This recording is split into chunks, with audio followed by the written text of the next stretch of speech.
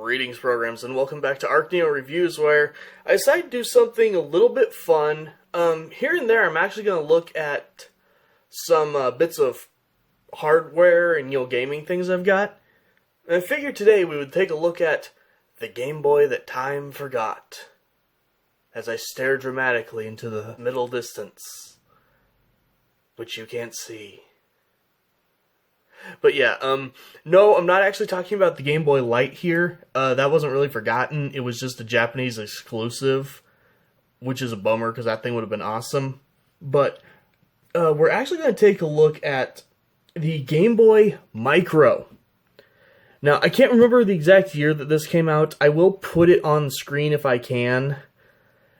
This thing was a wonder, and I'm genuinely sad that no one I know actually seems to remember this thing at all.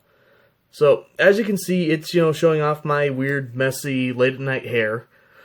But just this super, super tiny Game Boy. Mine is clearly very worn. I won't lie. This thing has spent years in my pocket. I still use this thing to this day. And I love it. So, before we actually put any cartridges in, a couple things to go over. One, this thing was built in the heyday of, the customizable cell phones. Not smartphones, just cell phones. So it actually has changeable faceplates, which I don't have any other faceplates. I only ever had the silver one that came with mine. But you can see in here the backside of some screws, the speaker right there, the foam that kept this section from making direct contact with the front plate. So, while my screen looks bad, it's the plate that's bad, thankfully. My actual screen, aside from a few smudges, is actually doing golden here. And my camera is losing its mind. So, really quick, there's hooks on this side. Slot those down in, and then just right here, there's these hooks. They just push on. It does actually have a headphone jack, which, take note, cell phone manufacturers. Something this big still could have a headphone jack on it. Power switch right there. Select and start. BA, D-pad, L and R. And then this was a bit of a weird one because, yes, this is where you charge it like you'd expect. It used its own unique charge port that was not... It was like a slightly wider version of the DS Lite, but this was also your multiplayer slot. So you could get, cables that just went Game Boy Micro to Game Boy Micro, or they did release an adapter that would just stick out a little ways and convert this into the normal extension slot of the other, Game Boy Advance lines. So, very weird. Super important buttons right here. I'll show those off here in a bit. Nothing on that side, just a screw that you use to get into the battery. Thankfully, my battery is still kicking after all these years. And then one other thing to go over. This was the only Game Boy to not be backwards compatible. This thing can only ever play Game Boy Advance games. Because, well, it's very hard to see. There's little notches right there and right there, if you can see them.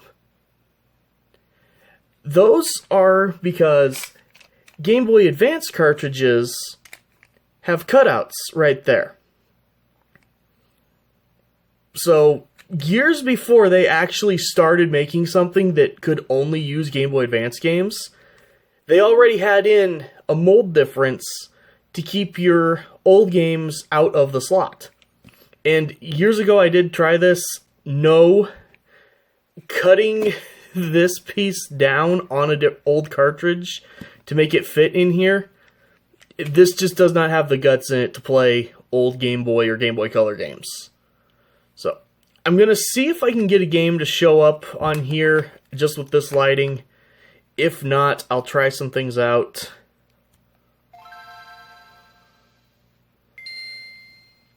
Okay, so you can mostly see it.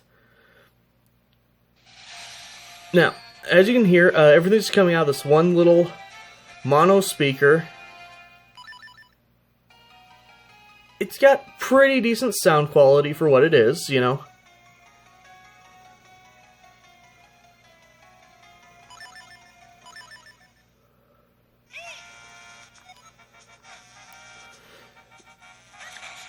And, so, what was cool about this is, you remember this little slider, these two buttons right here, or rocker switch, I guess, technically? On its own, these are your volume control, so...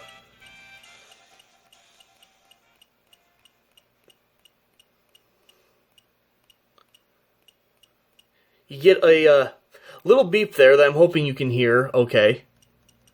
As you adjust your volume, and when you get to the actual bottom, you know, sound off, it just stops beeping. And then when you, if you hold the volume up, you get that little tone to let you know that the volume is maxed out. But not only does it do that, this thing actually has 5 levels of brightness on it. I'm going to shut the music back off so it's not, me and it aren't fighting for supremacy here. But by holding the L button and hitting this button up and down, there are actually 5 levels of brightness, which is fantastic. So, while it doesn't look like too much of a change here, it actually makes a world of difference. And worth noting, you know, this thing is still full resolution of what the original Game Boy was. You know, you're not losing anything here. Sadly, my R button does not work as well as it used to. Give me 1 second while I do something weird.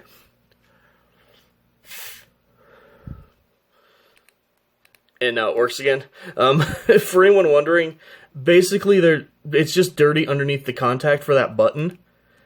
I cannot actually figure out how to get this stupid thing taken apart. Yes, I have the proper security bit for those screws, but it doesn't work, and you know, I don't want to have to put a lot of force on this thing and risk breaking it. Because this was the best $20 I ever spent at Walmart. And yes, this thing did only cost me $20. Like, they came out of nowhere, and then they were instantly just on clearance within a few weeks. It was actually kind of sad.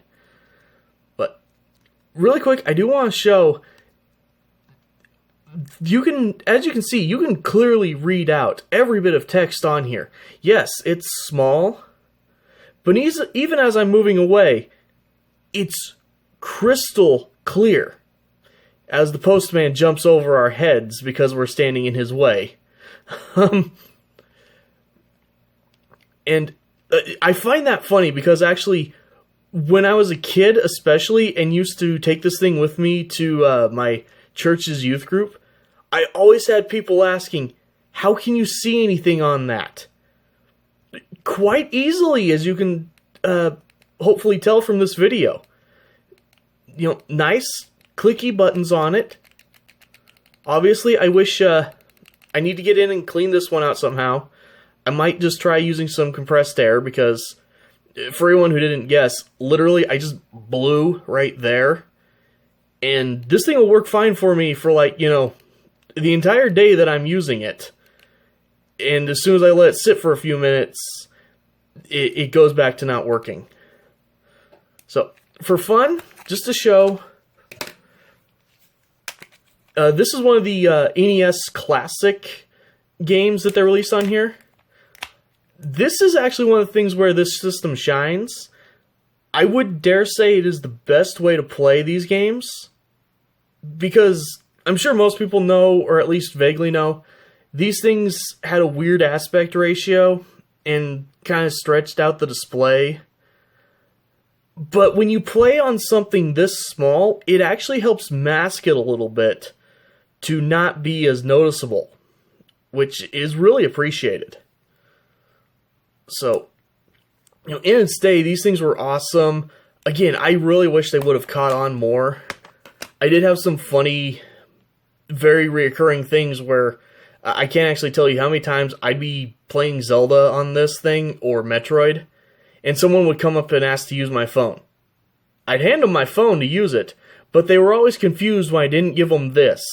And it's like, Nintendo, Game Boy, it says it there on the back. This is not a phone, but everyone thought it was. Oh, and I guess worth mentioning, it did have a little lanyard strap there as well. And the body, I can't believe I forgot to mention this, but this body, I couldn't tell you what metal it is. Probably just aluminum or something, but this thing's actually... this thing's made out of metal. Like, there's a reason that it's turning silver as it gets scuffed. This thing is stupidly heavy for its tiny size. And, again, it's great.